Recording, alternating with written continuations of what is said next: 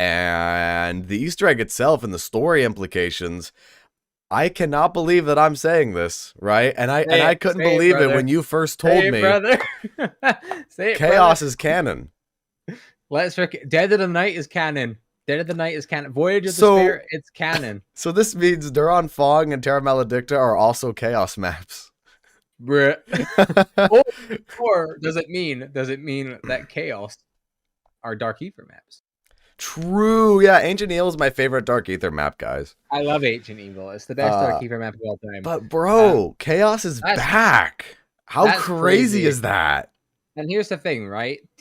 I think I think two things happen here. One, they planned this from the start of doing Chaos or whatever, right? But they probably didn't, let's be honest, because there's so many maps cancelled. Two, they seen a point where they had this unfinished story, and they're like, okay, we're kind of in a new universe now. I don't think it's too bad if we just combine them together since Ether is finished, because technically Ether, it's it's in its own thing, in its own bubble, right? Like it doesn't really, what I mean. Technically. So, technically, if we're just like looking at a base surface, not diving deep into like Juggernog and all that being in Dark Ether story and all that, because Dark Ether and Ether are obviously connected, but I don't think that necessarily means that Chaos and Ether have to be connected. That Chaos and Dark Ether can be connected. I know there's a bunch of implications there. I know it's very stupid. I know it's like like what the hell. Well, what's interesting about that, man, is like with the fact that Ether and Dark Ether are connected with Juggernog, the Manglers, and like other enemy types that come back, like the Hellhounds and the zombies themselves. The thing that's interesting about that though is like that's kind of acknowledging that it comes from a different dimension where Ether. Everything that was in the Ether is now in the Dark Ether. And so that's a reality that should be closed off. That's not closed off. And so with everything that's happening in the Ether and then now with Chaos, does this mean that entities and mythology and all the gods from like different civilizations and things like that, would that mean that after Ether was finished and after Ether was closed off, that created mythology, right? That created all these fantastical monsters and beings, and it made it so that the real world is the real world, and now everything in the Dark Ether is like mythology and whatever, right? Because keeping in mind that I forgot who exactly said this. I think it was COD Lore Facts on Twitter or something like that. They got a good Twitter account for mentioning facts about the lore, where the Norsemen thought Nordicus was one of their gods. And so like all this mythology and things like that is kind of already tied into the Dark Ether storyline, just like how mythology was heavily tied into the Chaos storyline. So I think it's fantastic that this could be a really creative way to really tie that all in, and potentially finish off Chaos, or even get to a point where we can continue with Chaos. Oh, absolutely.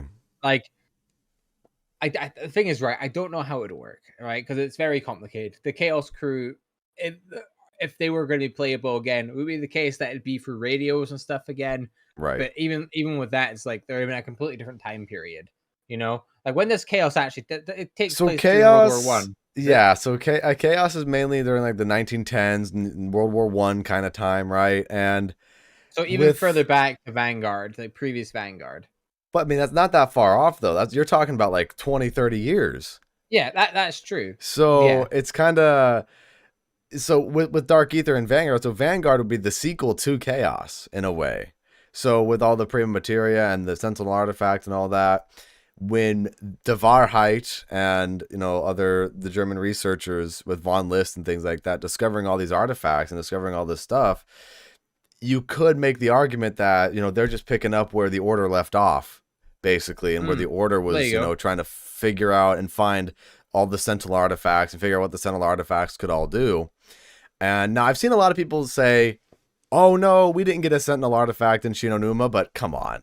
Like, look at the mirror. Look at it. It's literally the shape of a Sentinel artifact. So I think this Sentinel artifact has some sort of specific power that could be utilized, and it should be utilized because what Gabriel Kraft was talking about, where this artifact is supposed to help separate deities from their host and like from the artifact and things like that. So this is a central artifact of some sort of special power. This is some sort Mm. of, it's not just a sentinel artifact that turns people into zombies. This has some sort of special power. And like Crafts talked about Alistair Rhodes being a amateur demonologist and all that, right? And how he tried to study all the sentinel artifacts, which I guess is kind of a retcon too, if you think about it, because Alistair Rhodes was a renowned archaeologist back in the, what we knew from Chaos. So Yeah. either this is just a retcon and it's kind of like oh no, he was this all along, guys, don't worry, which is kind of weird if they did that, but at the Yeah. same time, maybe he could be like a mythological archaeologist. He could be, unearthing artifacts that have to do with demons and have to do with all of that. Like, either way, I'm kind of curious to see how they tie all of that in. But then I've also seen people say, oh, well, Chaos is, completely separate. And this universe is Alistair Rhodes. And it's like this whole multiverse, whatever, which is like, Yeah. I don't know about that one. But long story short, to make my ramblings actually cohesive and to a point, there's so much they can do with this.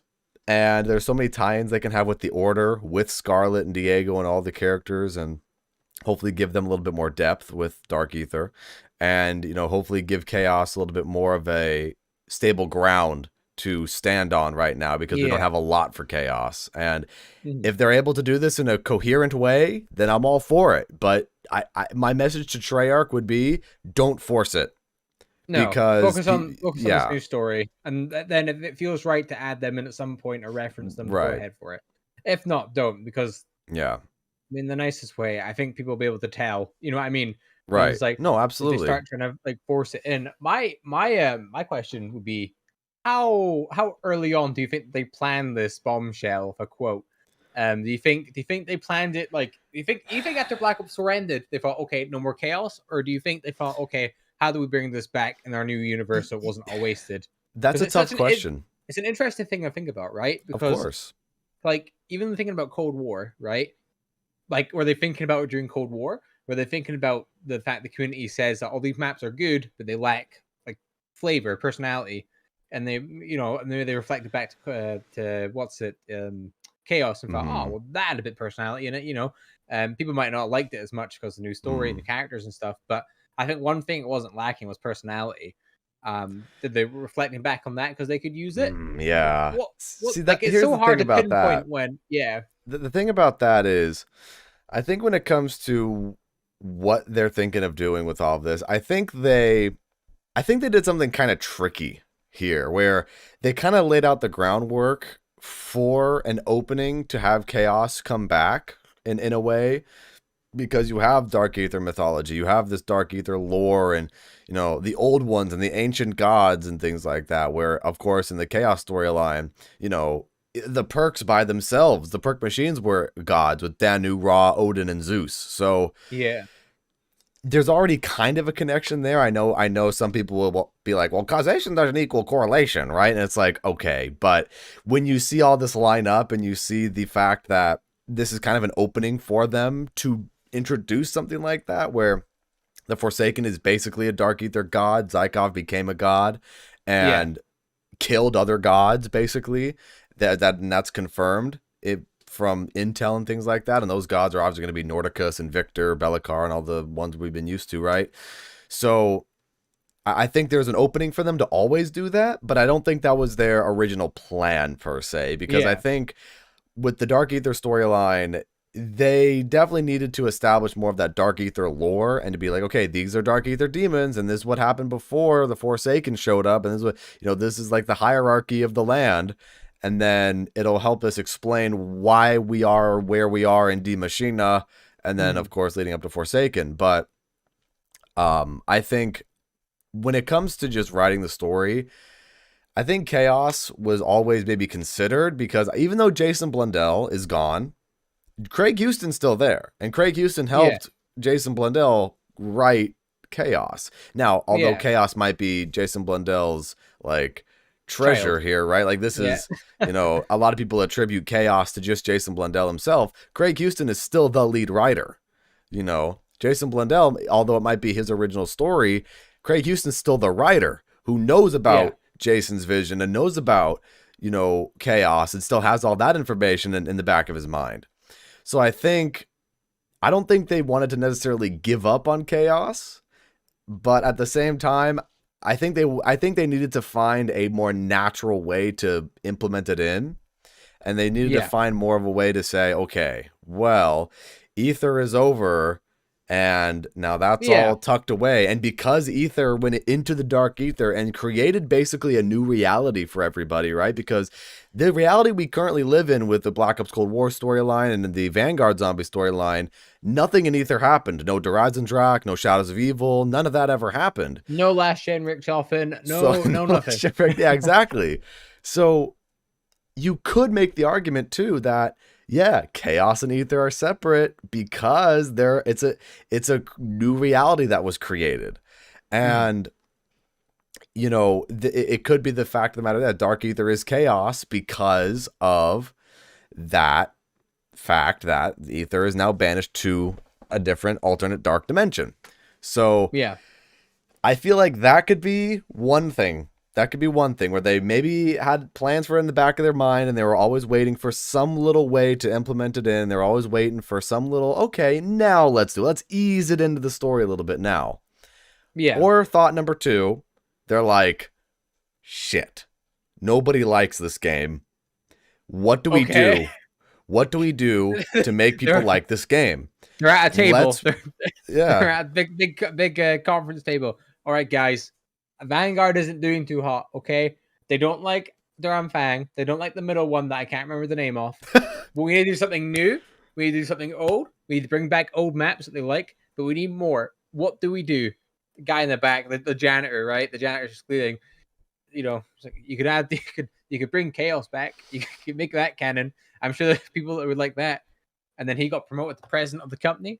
Chaos came back.